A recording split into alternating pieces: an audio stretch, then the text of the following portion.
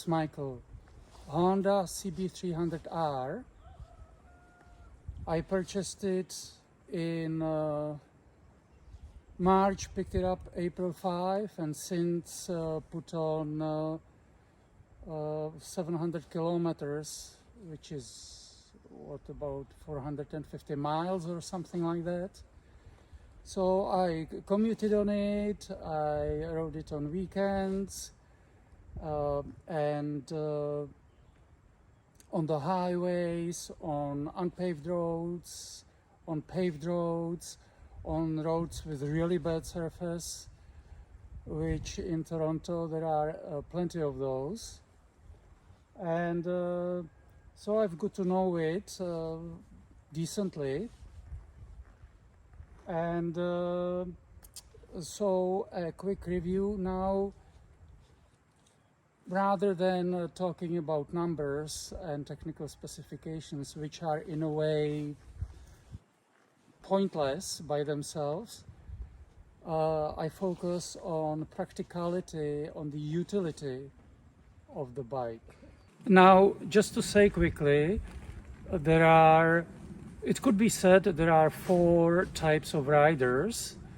There are the cruisers, there are the speedsters, there are the explorers, and there are the commuters.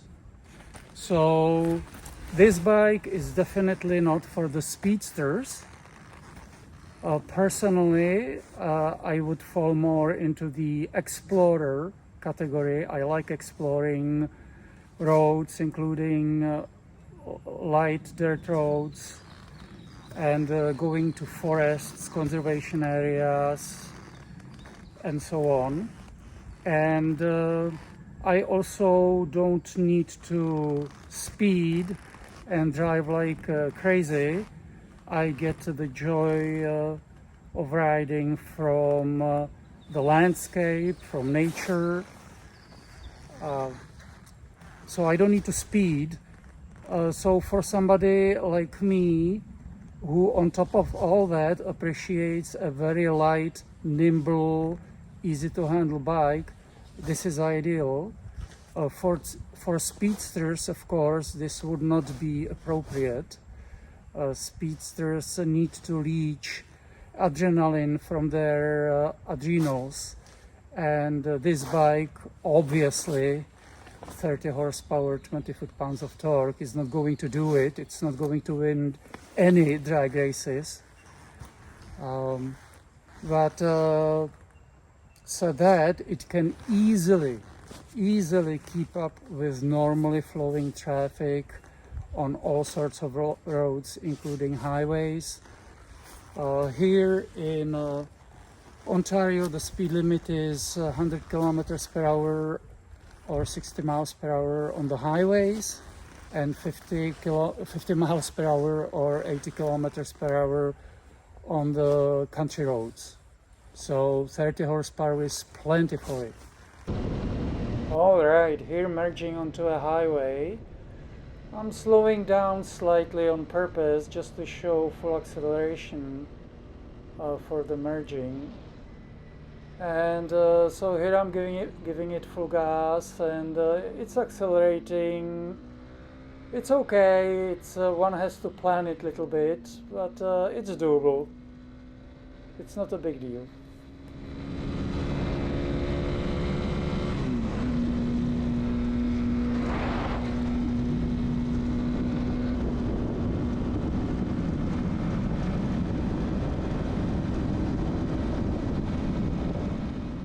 Please bear in mind the speedo shows about 10% more positive than the actual speed. Now will come full acceleration from 100 kilometers per hour, 60 miles per hour in the 6th gear.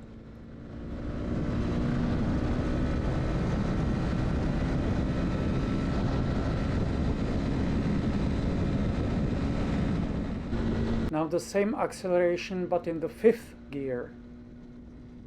Also, because this is a naked bike, the air pressure, the wind is quite strong, obviously, and longer rides on the highway are kind of tiring, so it's fine for shorter hops, but like touring on the highway, not really. Now we'll do acceleration from 0 to 100 kilometers per hour or 0 to 60 miles per hour.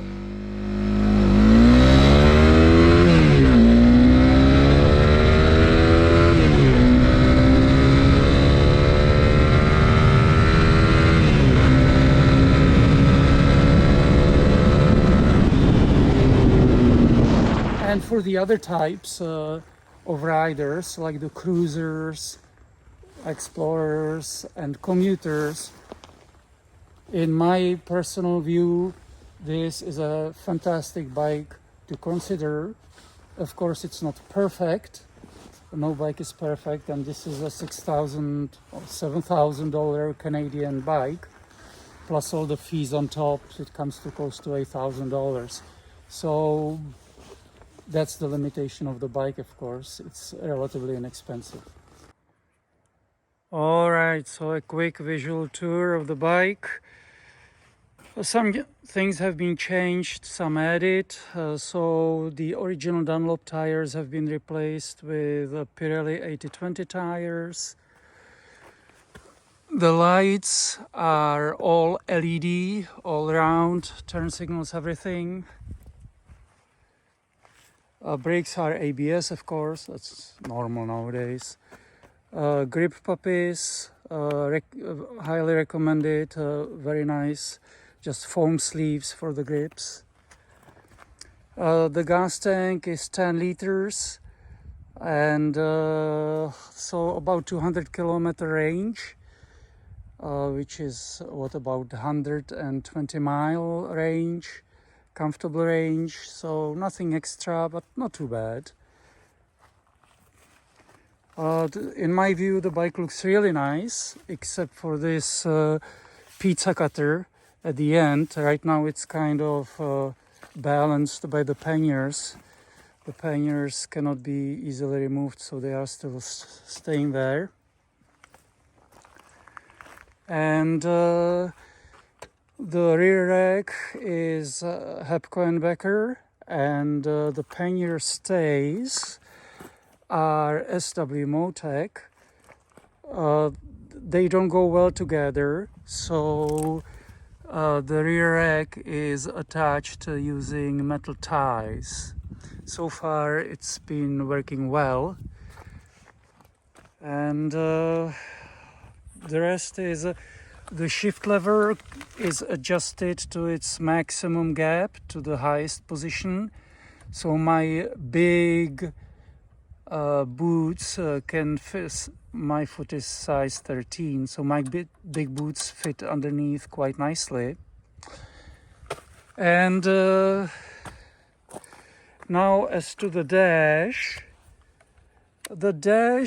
looks fancy, kind of, at the first sight, but actually it's not the most practical. Depending from what direction the light comes, it's hard to read.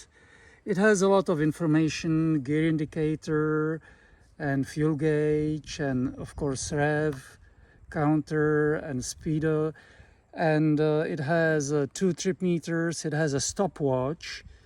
The only thing is that to operate these 2 buttons takes a lot of force. You have to really stab it forcefully, and so that's not easily, especially with gloves, so that part is not much fun.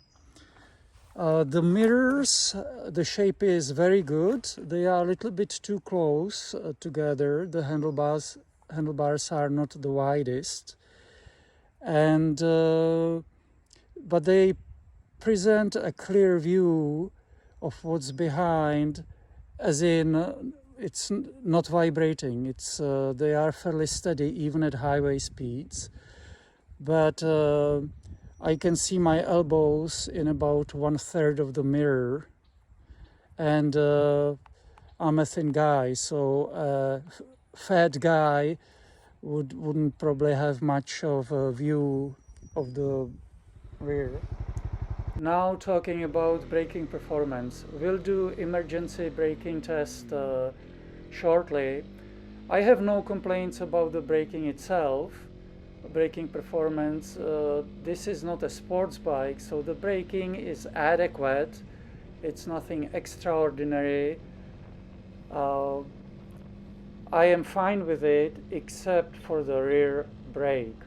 The brake pedal is poorly calibrated, and to fully engage the rear brake so it stops the bike, like during low speed maneuvers for example, you have to force the ball of the foot down, really force it down, which feels unnatural and not intuitive. And obviously if braking doesn't feel natural and intuitive, it's going to be challenging, especially during a panic situation.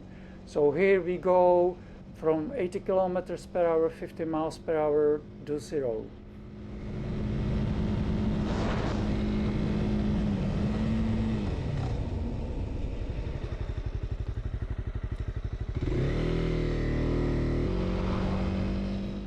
Now we'll do one finger braking with just one finger. Okay, ready? 3, 2, 1, go.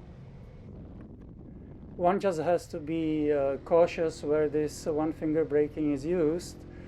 In front of gyms, parking lots, and boxing clubs and martial arts studios, it's probably not a good idea. It's probably better to use more fingers.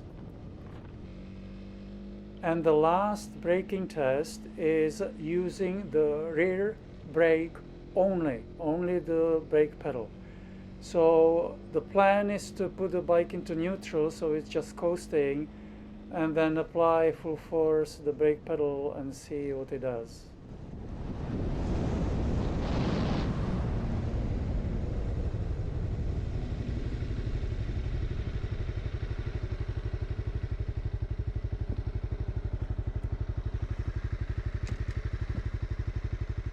Now just to show you the ergos of the bike, how it fits. My height is 6'1" or 186 centimeters. Weight is about 74 kilograms, which is what, about 150 pounds, something like that. And my inseam is 32 inches. So, and by the way, obviously the seat has been replaced. The OEM seat has been replaced with this beautiful plush Corbin seat. But anyway,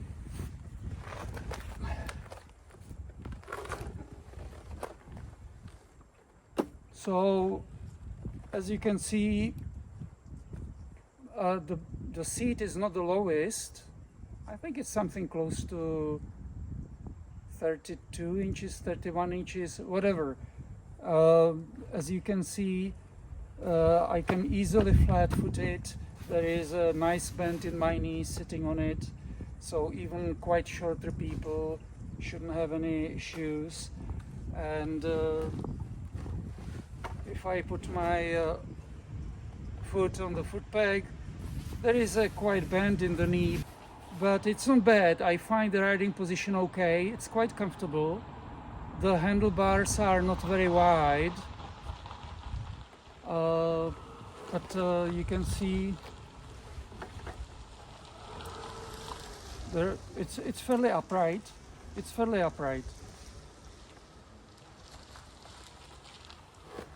I find it comfortable even for longer rides. So in this regards, no issue for road trips, for me at least. Now, suspension. I am not an expert on suspension. I'm just reporting my subjective view. So the front suspension seems not too soft.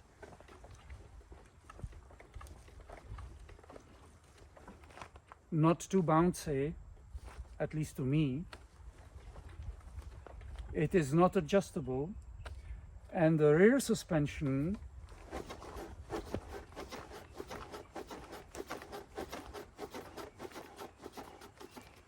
Yeah, the rear suspension is quite soft.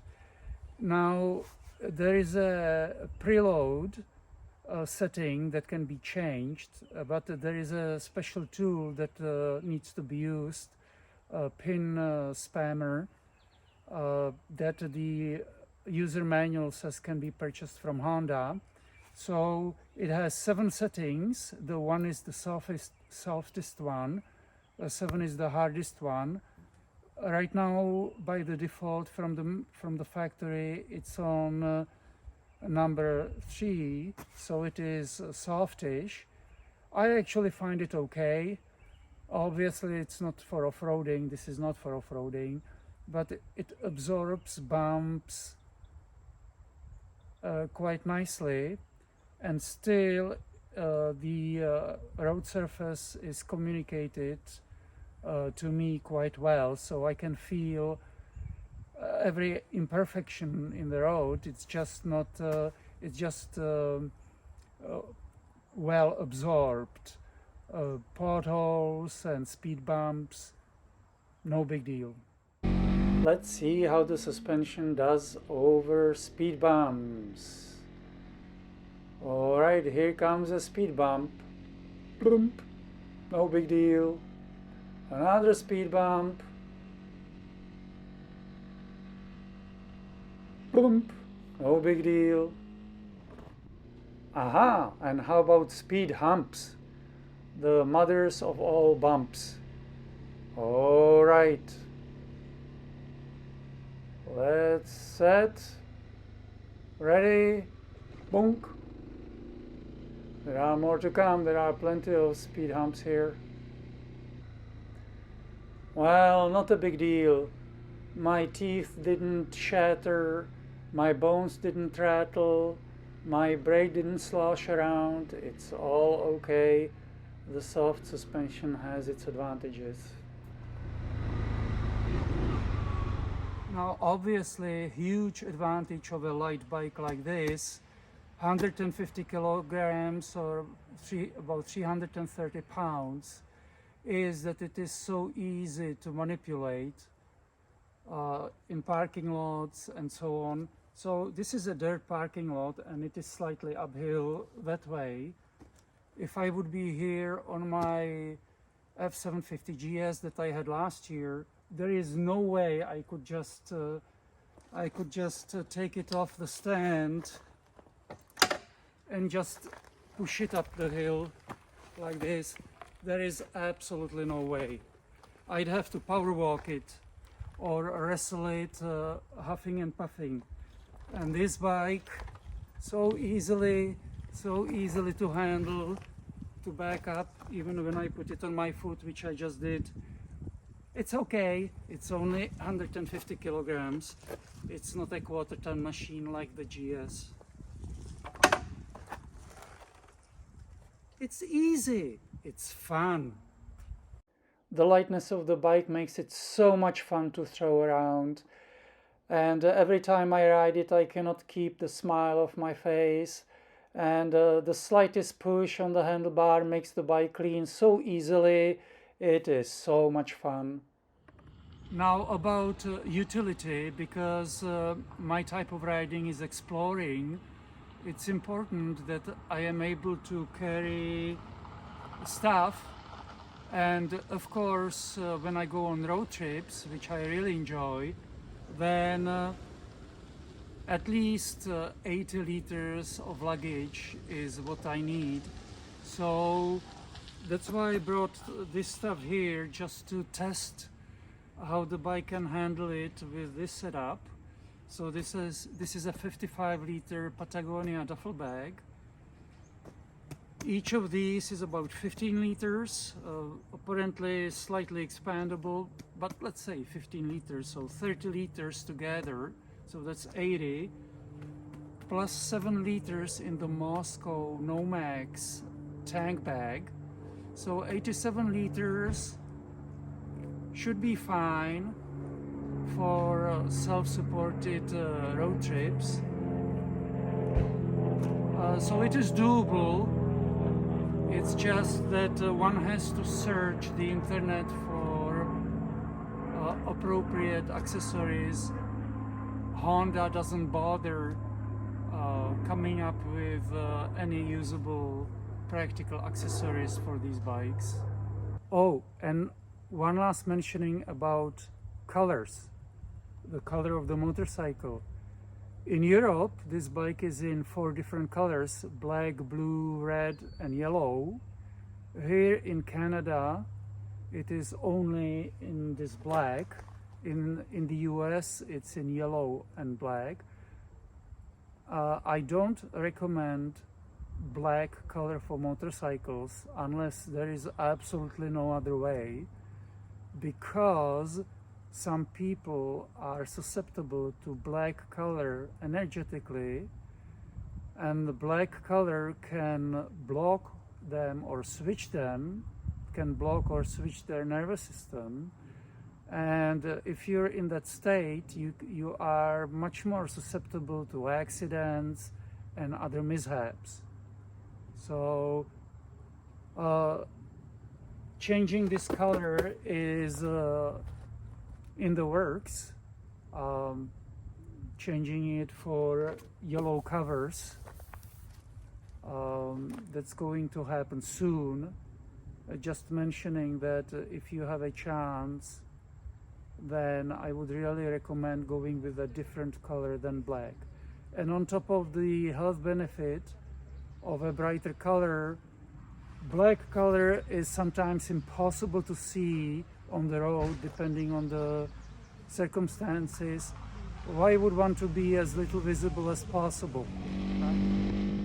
Let's talk about some miscellaneous things. So first, clutch and throttle control. So clutch is very light, which is fantastic. The throttle, it is a throttle by cable, so it is not as light as a throttle by wire, but it's fairly light. The only thing is the first gear is fairly jerky, and so if you want to maintain a steady, very low speed, like for low speed maneuvers, then it can be challenging until you get used to it. So that's about clutch and throttle. Fuel consumption. There is a onboard computer that shows fuel consumption, fuel economy, and so far it hasn't gone below 4 liters per 100 kilometers or 58 mpg. So it's still in the braking period. I don't consider it very reassuring. It should be much less than that. And I'm talking even about riding in town at low speeds, not just bombing down the highway. So the best I've seen so far has been 4.2 liters per 100 kilometers, which is slightly below 58 mpg. So not a big deal, but not the greatest so far. We'll see how it will be after the braking period. Gearing. So it's a 6-speed transmission, and the first gear can take you up to 40 kilometers per hour, which is maybe around 55 miles per hour. But really, why would anybody want to? It's just to get quickly through it, to get the bike off the line. And the third and the fourth gear are the most fun. They have quite nice pull for the engine, and the engine doesn't scream so much. So they are the most fun gears. And so far I've tried clutchless shifting, and I was able to shift from the second to the third and from the third to the fourth without the clutch. No problems, very smoothly. I couldn't shift from the fourth to the fifth, regardless of what RPMs I tried. It just didn't go, and I didn't dare to try it downshifting. But the clutch is so light that it's no problem using it. and apparently some internet website mentioned it's anti-hopping clutch, so they usually make it even lighter, the clutch pull. And at 80 kilometers per hour or 50 miles per hour, the engine turns at 5500 RPM. At 100 kilometers per hour, the engine is at 7500 RPM, and the red line is at 10,500 RPM. So there is still quite a lot of left. And as already mentioned, this bike can easily achieve all legal speed, and it can even help you get a very fat speeding ticket and a lot of demerit points on the driver's license. So speed is not an issue here in North America. And in fact, when I was riding my F750 GS last year on the road trip, I was going at 80 kilometers per hour, 50 miles per hour on country roads for hours on end. It was a wonderful ride, but I was thinking, why the heck do I have 77 horsepower for 80 kilometers per hour? What can I do with it? And in return, I have to then handle 250 kilograms or 550 pounds of weight when I slow down and when I want to stop. So for me, that didn't make sense. As mentioned, I don't need to speed. Now, let's talk about negatives and positives of the bike, as I see it subjectively. So negatives: hard seat. The factory seat is very hard. It's like a bench covered with vinyl. I'm not sure why Honda makes it like this. It's some stupid brain fart. I think comfortable seat should be a common human decency regardless of price point. And if Honda says, oh, it's a cheap bike, well, their Honda Ruckus is a 50cc scooter that's even cheaper. I owned it, and it has much plusher and more comfortable seat than the OEM seat on this bike. So no excuses, Honda. How much can be more foam? $10 more, so you charge $30 more for the bike, and you have a nice comfortable seat for the rider. Also, because the bike is relatively short, the seat is relatively short, so there is not much space to move back and forth. Actually, there is none. So there is something to consider. It can put pressure on the private parts under some circumstances. With this Corbin seat, what I have on it right now, it's not a big deal. But it's not a long distance tour, even though I'll be using it as a road trip machine, but there are trade-offs for everything. Next negative: poor dash design. Hard to see in most light conditions, hard to press the buttons. It doesn't make sense to me. The rear brake lever is poorly calibrated. It's a long travel, and to fully engage it, to fully stop the bike, the ball of the foot has to be pressed down, as already mentioned. Too much, it's unintuitive, and it shouldn't be for a bike. The positive: the bike is light and nimble, it is friendly and forgiving, it sounds decent actually. Of course, the bike, the engine screams easily. It's a small engine, it has to be revved, but it sounds decent, and it can be made practical with aftermarket accessories, which are fortunately available. So that part is fantastic. So that's it about it's about it for this review. If you have any questions or comments, please leave them below the video. And I wish you healthy and safe riding. Thanks for watching. Michael out.